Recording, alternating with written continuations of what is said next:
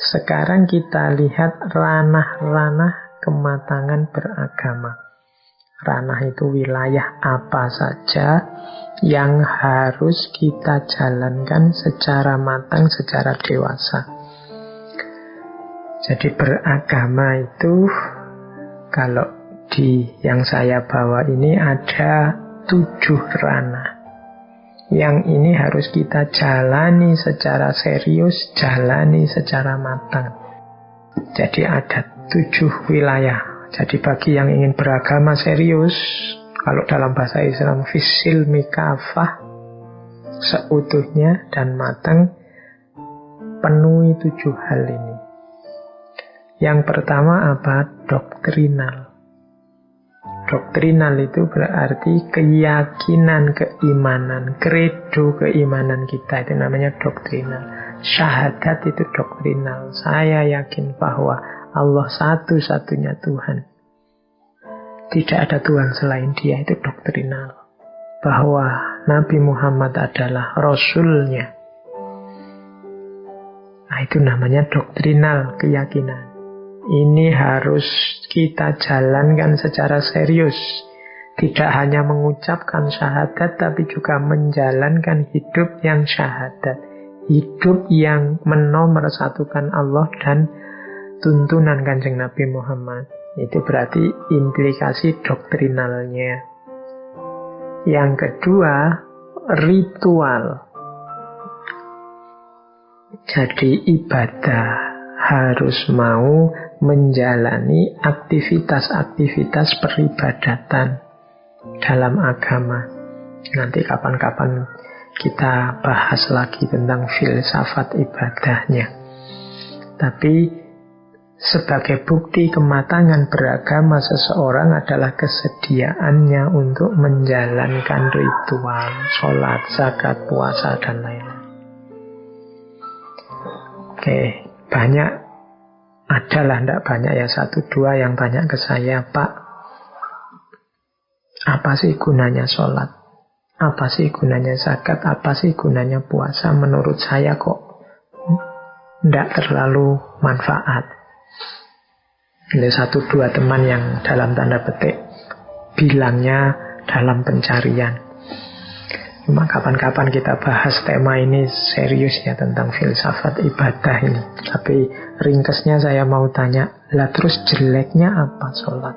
Jeleknya apa zakat, berbagi ke fakir miskin? Jeleknya apa puasa? Itu pertanyaan debatnya bisa ke arah sana. Kemudian kalau tadi kamu komitmen bahwa Allah adalah penguasa alam semesta, Allah adalah Tuhan kita, Allah adalah, kita bersaksi Dia satu-satunya yang berhak ngatur kita, memerintah kita. Sementara sudah jelas lewat keimanan kita bahwa Allah memerintahkan kita untuk melakukan ibadah-ibadah tertentu, masa kita mau nawar? Kemudian sering juga saya ilustrasikan, ya ketemu Allah itu bisa dari banyak jalur, lewat banyak jalan, tapi ada jalan yang Allah sendiri menyuruh kita menemuinya lewat jalan itu. Dari ranah akhlak dan adab, ya kalau kita mau menemui seseorang, harusnya lewat jalan, lewat jalur yang diridhoi, diinginkan oleh yang punya rumah. Nah, ini bisa logika ritualnya begitu. Oke, ini juga menunjukkan kematangan beragama. Yang ketiga, moral. Bukti paling sederhana seseorang komitmen dengan agamanya itu moral. Penjelasannya sudah banyak. Saya tidak akan berpanjang lebar kalau tentang moral ini ya. Akhlak, adab itu kunci tegaknya agama. Yang keempat, intelektual. Orang beragama harus terus semangat, terus mengupayakan dirinya agar pinter, wawasannya semakin luas, semakin komprehensif, semakin utuh. Semakin rendah ilmu biasanya semakin sukar untuk orang dewasa dalam beragama. Kenapa? Dia semakin sempit wawasannya, semakin tidak komprehensif, semakin mengklaim dirinya satu-satunya yang paling benar, satu-satunya yang paling baik.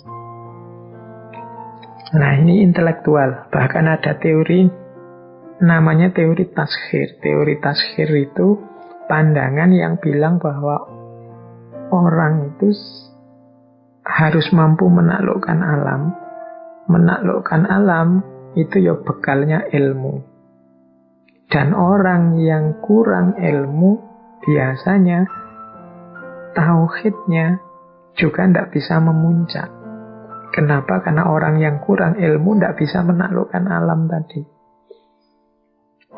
Justru dia ditaklukkan, merasa gentar di hadapan alam. Makanya zaman dulu ada orang mungkin kagum, takut sama laut, khawatir misalnya tenggelam di laut, khawatir kena air tsunami, macam-macam. Terus ada ritual-ritual untuk dalam tanda petik nyembah dewa air, ritual untuk nyembah pohon zaman dulu, zaman-zaman primitif. Itu kan kalau pakai teori sosiologi agama, antropologi agama, antara lain karena merasa takut, merasa tidak berdaya di hadapan alam. Nah, itu kuncinya sebenarnya kan di dimensi intelektual ini. Pinterlah. Begitu kamu ngerti ilmunya, kamu ngerti sekarang, oh tidak perlu ditakuti. Tidak perlu kita merasa lemah, merasa tidak berdaya di hadapannya. Rahasianya ini toh. Nah, itu berarti untuk bertauhid sampai puncak kita butuh kekuatan intelektual. Beragama kita butuh ilmu. Ini dimensi intelektual. Nah, kemudian juga dimensi sosial. Dimensi sosial ini ya hubungannya dengan relasi kita dengan sesama, relasi kita dengan orang lain harus juga baik.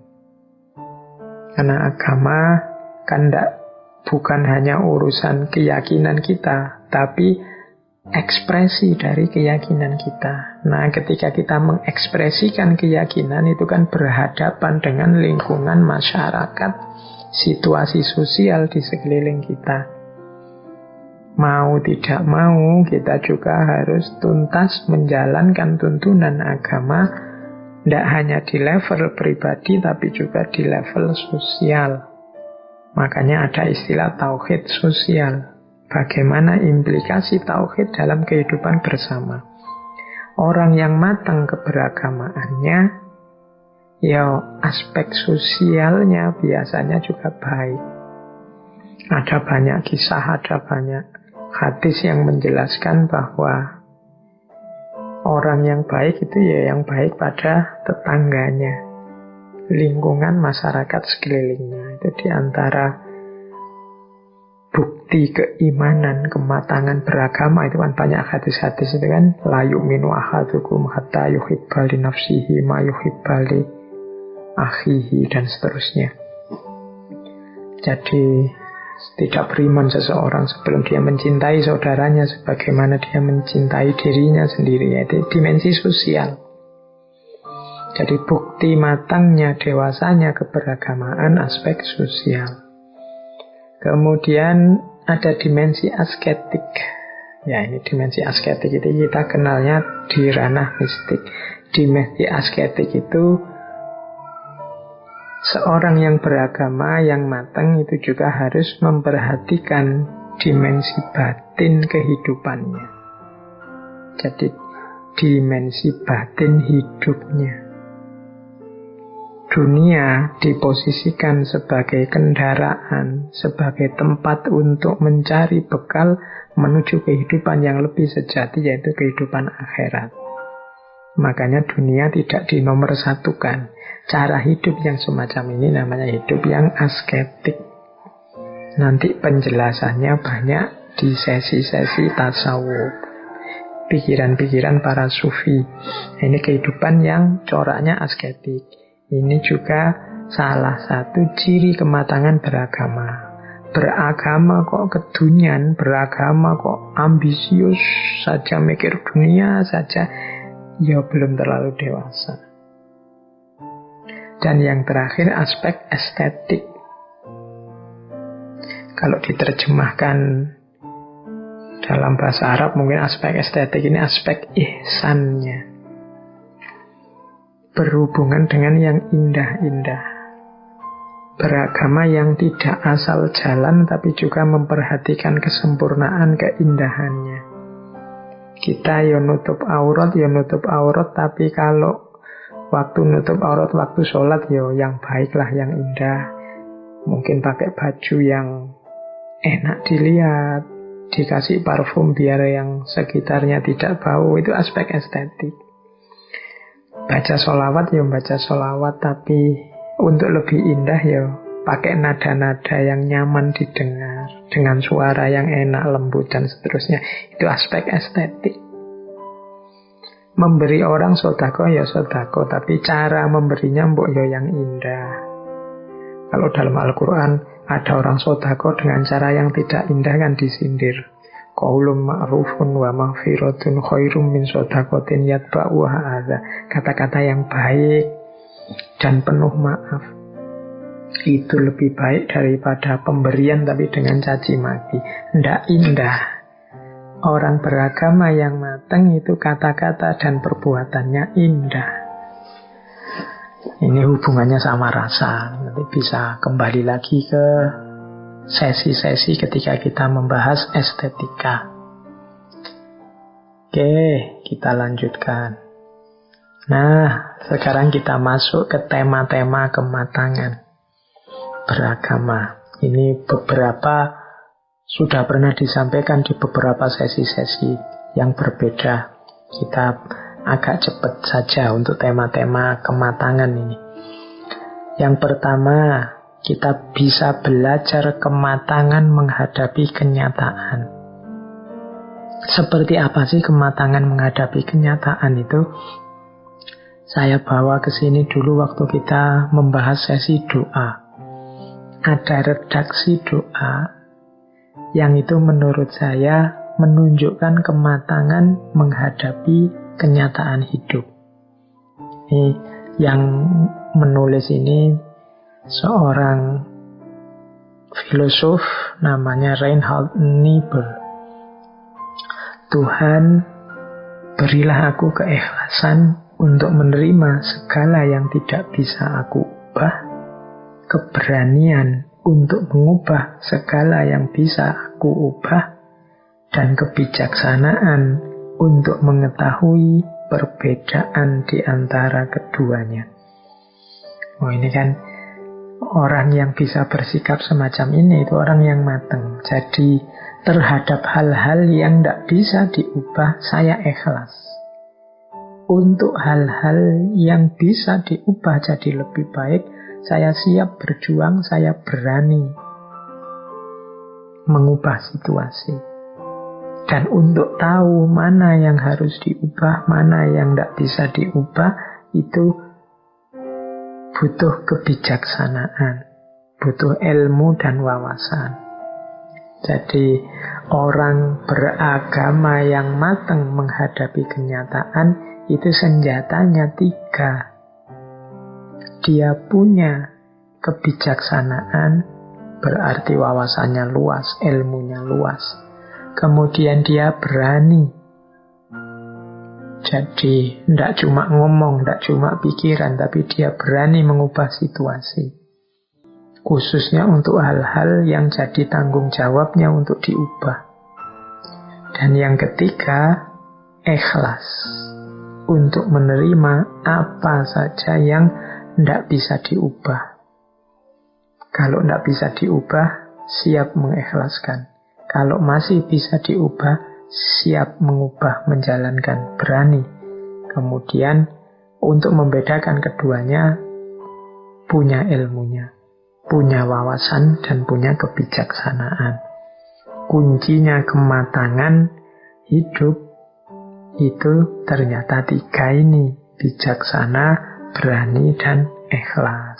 Ini Kalau dihubungkan dengan agama, ya berarti kalau ikhlas, ya tetap segalanya kita pasrahkan pada kehendaknya Allah.